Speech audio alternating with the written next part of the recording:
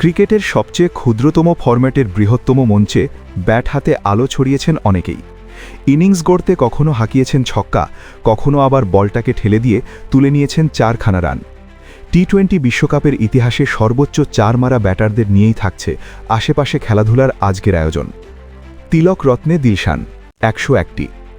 পঞ্চম স্থানে আছেন শ্রীলঙ্কার সাবেক তারকা ব্যাটার তিলক রত্নে দিলশান।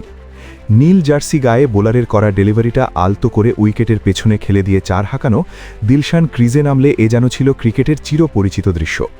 টি-20 বিশ্বকাপে 35 ম্যাচে 101টি 4 মেরে এই তালিকায় উঠে এসেছেন তিনি। David Warner 103টি। 2-4 বেশি নিয়ে ঠিক ওপরের নামটি অস্ট্রেলিয়ান ওপেনার ডেভিড ওয়ার্নারের। টি-20 বিশ্বকাপ ইতিহাসে 41 ম্যাচে তার সংগ্রহ 103টি 4, সঙ্গে রয়েছে 8টি অর্ধশতক।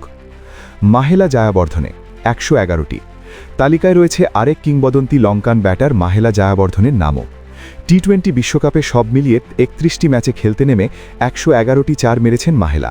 নামের পাশে রয়েছে 6টি হাফ সেঞ্চুরি ও 1টি সেঞ্চুরি হাঁকাবার কীর্তিও। বিরাট কোহলি 111টি।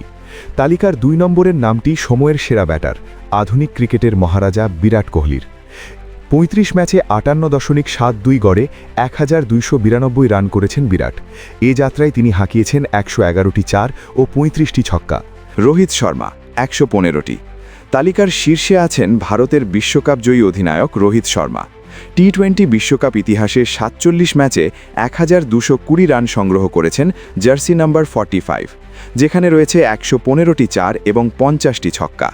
বড় মঞ্চে চাপ সামলে ইনিংস গড়ার পাশাপাশি বাউন্ডারি বের করার দক্ষতাই তাকে অনন্য পর্যায়ে নিয়ে গেছে।